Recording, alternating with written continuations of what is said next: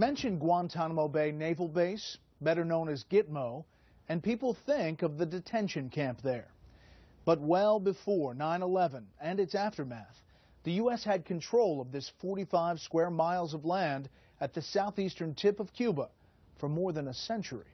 In 1898, the first U.S. troops in Cuba during the Spanish-American War made camp at Guantanamo Bay. The U.S. came into possession of the Guantanamo Bay base after the Spanish-American War. Michael Phillips is a reporter for the Wall Street Journal and has written about Guantanamo. They actually got a lease to it in 1903, and they've had it ever since. And the lease gives the United States rights to stay on the base in perpetuity. It can only be canceled if both the U.S. and Cuban governments agree. The U.S. government doesn't agree. Relations with Cuba remained stable for the next 50-plus years. But then came the Cuban Revolution. It was the beginning of a hostile relationship. Perhaps the trickiest question in the early Castro years was what to do with all the Cubans who worked there. There were still thousands of Cubans who worked on the base and then commuted to the other side of the fence at night. A number of those Cubans decided that they were in danger on the Cuban side because of their opposition to the new revolutionary government, and they wanted to stay on the base. Eventually, hundreds of Cubans actually came to live on the base full time. No one at the time had any idea how long they would be at Guantanamo. The Kennedy administration said, you can stay until this is resolved. And they're as surprised as anybody to find themselves still there half a century later. At the height of their population, there were hundreds of Cubans living there. Now, there are only 24 still around. They feel like they have, by an accident of history, ended up in a place that's as good as they could have hoped. All of them have either U.S. citizenship now or U.S. residency, but they're continuing to choose to live on Guantanamo base because that's where they feel at home. I believe the youngest one is in his 70s, and the oldest ones are in their 90s. They have lived out their entire adult lives confined by this 17-mile perimeter fence. It's a small life, but a safe life. Indeed, if you ignore the military trappings, Guantanamo comes across as a place with a pleasant, small-town atmosphere. Those who have lived there love it. Montgomery Granger is a retired Army major who arrived at Guantanamo Bay just a few months after 9/11. He wrote a book called Saving Grace at Guantanamo Bay, detailing his experience. Guantanamo Bay had, at that time, about 3,000 or so civilian independents, and they had a mall. They had an outdoor movie theater that showed double features every night. They had a community center, officers club, etc. You could go scuba diving, you could go fishing, and they had a great restaurant, the Jerk House. There's a McDonald's. But Granger was there when GITMO became synonymous with something far more controversial. A detention camp was established in January of 2002 to hold those captured in the War on Terror. There was soon a legal battle over the detainees. The Bush administration did not believe that they, as enemy combatants who did not follow the rules of war, were guaranteed any rights under the Geneva Conventions. However, the U.S. Supreme Court declared the prisoners at Guantanamo were due certain basic protections. As unlawful combatants, they all could have been shot on the battlefield. We didn't have to take one of them prisoner. So the morality of GITMO is that it exists at all. And each one of them is lucky to be alive. I was there when the population was upwards of 600. Pete Hegseth, CEO of Concerned Veterans for America, served at GITMO from 2004 to 2005.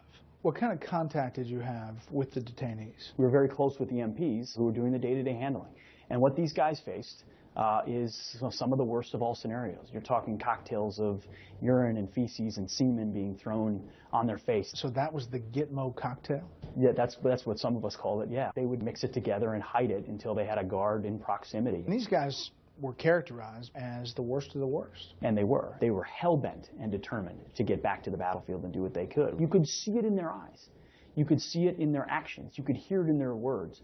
These are folks who are at war with us. So what do you make of the efforts to portray these detainees as victims? It's a part of portraying America as the wrongdoers in this overall conflict. If you can paint a picture that these are just misguided youth or swept up on the battlefield, not really nasty people, then Guantanamo Bay becomes illegitimate. We're going to close Guantanamo. As a candidate, Barack Obama promised to close the GITMO detention center.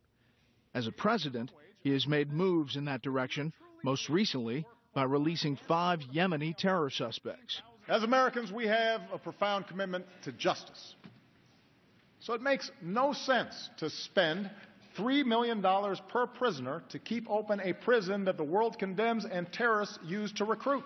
I cannot get over the fact that this president would continue to release people in the environment that exists today. Al-Qaeda has not been decimated, Mr. President. You're sending them fresh recruits. South Carolina Senator Lindsey Graham has been a JAG officer for 33 years. He recently co-sponsored a bill to limit the president's ability to release GITMO detainees. We are a nation without a jail in the war on terror when we desperately need a jail. Now is not the time to let people out of Guantanamo Bay. In my opinion, every American can be proud of Guantanamo Bay and the job that our military does there every single day. It's absolutely the best military detention facility on earth, and the Islamist equivalent is a pile of heads. Throughout all the controversy, the U.S. has faithfully made the annual lease payment of $4,085, though the Cuban government refuses to cash the checks. At present, Cuba considers the U.S. presence in Guantanamo illegal. What arrangement may be worked out now that diplomatic relations have been reopened is still up in the air. I really believe part of his plan is to normalize relationships with Cuba, cancel the lease agreement, and close Guantanamo Bay through that route. Are you linking the president's Cuba policy shift to his GITMO closing promises? This is my biggest fear, that by normalizing relationships with Cuba, that we will one day cancel the lease that allows us to operate at Guantanamo Bay, thereby closing the prison. The whole issue of what happens in GITMO in the future is a separate American decision. In my view, it's not part of the negotiations with Cuba. Cuba's long claimed that our presence there is illegal at Guantanamo Bay. Do you sense that there's any push by the Cubans to try to get that land back? I've been there 3 times. The Cubans have never raised the issue of getting back Guantanamo. I wouldn't be surprised if they continue to bring it up along a long list, but I don't see it as one of the priorities they have right now. Coming up next, our all-star panel takes up the question,